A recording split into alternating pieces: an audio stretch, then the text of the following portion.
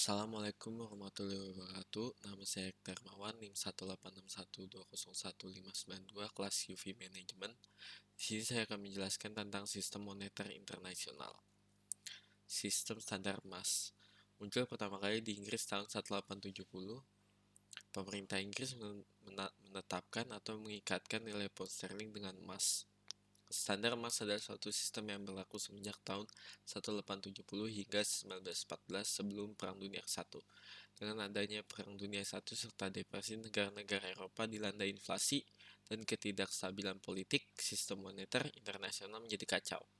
Pada zaman Bretton Woods 1944-1973, dalam perjanjian Bretton Woods, New Hampshire terbentuk dua badan internasional, IBRD atau World Bank dan DMI atau IMF.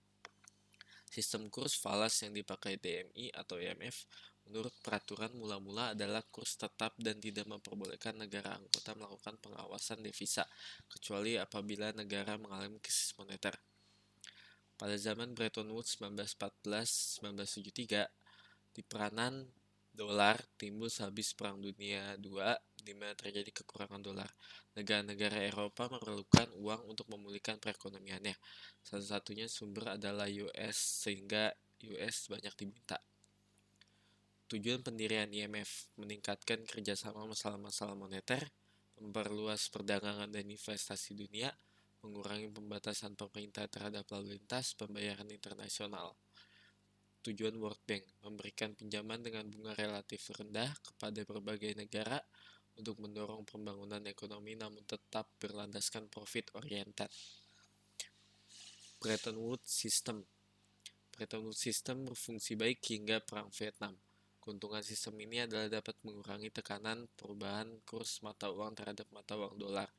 Mata uang negara-negara di dunia pun relatif stabil karena dijamin oleh dolar Amerika Serikat. Namun kekurangan sistem ini adalah Amerika Serikat bisa jadi kehabisan cadangan emasnya untuk menjaga kestabilan nilai tukar dengan menjaga nilai 35 dolar per ounce emas apabila negara-negara Eropa lebih menyukai dolar daripada emas sebagai cadangan devisa mereka. Bretton Woods System. Penyesuaian baru mulai dilakukan ketika Amerika sering mengalami defisit neraca perdagangan yang mengindikasikan bahwa nilai dolar mungkin terlalu kuat.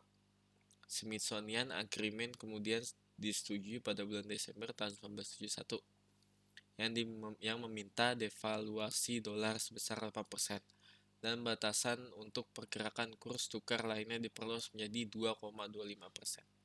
Bretton Woods System pun berakhir pada tahun 1971 karena Amerika Serikat menolak untuk terus menjadikan dolar sebagai pinjaman nilai tukar mata uang dengan emas. Sejak itu berlakulah sistem kurs mengembang bebas. Krisis moneter internasional tahun 1971. Krisis ini muncul disebabkan adanya krisis kepercayaan terhadap US dollar yang sebelumnya dijamin dan konvertibel terhadap emas. Hal ini terjadi karena terlalu banyaknya US dollar yang beredar di luar Amerika Serikat, terutama di Eropa, hingga jaminan emas yang berada pada Federal Reserve Bank tidak mencakupi lagi. Kalau banyak US dollar yang beredar di luar Amerika Serikat antara lain disebabkan oleh defisit BOP Amerika Serikat, pertumbuhan ekonomi Eropa dan Jepang sangat pesat, impor Amerika Serikat di kedua negara tersebut cukup besar sehingga banyak US dollar yang beredar di luar negeri. Pertumbuhan petrodolar setelah krisis energi awal 1970-an.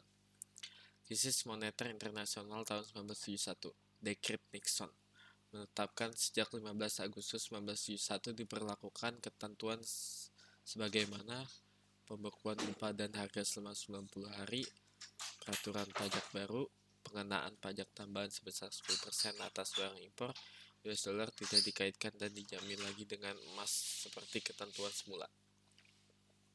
Sistem semenjak 1973.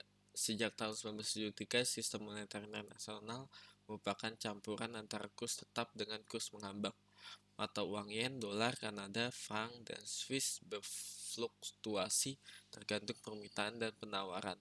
Kadang-kadang penguasa moneter melakukan campur tangan falas untuk mengurangi fluktuasi kurs yang berlebihan. Sistem moneter internasional penentuan kurs. Pengertian sistem moneter internasional. Sistem moneter internasional dapat didefinisikan sebagai suatu instrumen, institusi, dan perjanjian menentukan nilai tukar atau kurs mata uang dari berbagai negara di dunia, termasuk penyesuaian aliran modal perdagangan internasional dan neraca pembayaran. Tujuan didirikannya IMF adalah untuk meningkatkan bisnis internasional agar dapat meningkatkan pembangunan, pertumbuhan ekonomi, dan kesejahteraan masyarakat di negara anggota IMF. Sistem penetapan kurs valuta asing. Pada sistem moneter internasional, mekanisme penentuan kurs dapat diklasifikasikan menjadi beberapa kelompok, yaitu sistem free float, floating exchange rate, kurs mengambang bebas. Sistem kurs mengambang bebas secara murni. Sistem kurs mengambang bebas secara murni biasa disebut clean float atau freely.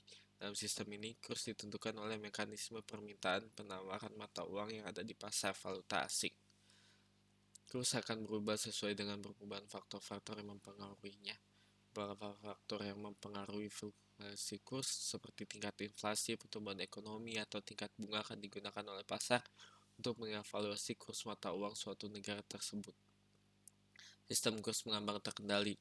Sistem kurs mengambang terkendali biasa disebut T-float atau managed flow system, yaitu penentuan kurs di pasar valuta asing dengan intervensi atau campur tangan pemerintah.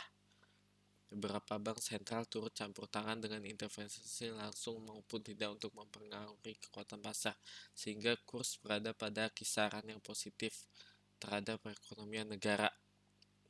Sistem kurs tetap fixed rate, fixed exchange rate. Pada sistem ini, pemerintah melalui otoritas moneter atau bank sentral secara resmi menetapkan nilai kurs yang berlaku untuk negaranya.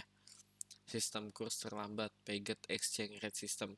Sistem kurs ini ditetapkan dengan cara mengaitkan nilai tukar mata uang satu negara dengan mata uang negara lain atau sejumlah mata uang tertentu. Nilai tukar mata uang bergerak mengikuti perubahan nilai mata uang negara ditambahnya. Sekian dari saya, kurang lebihnya mohon maaf. Wassalamualaikum warahmatullahi wabarakatuh.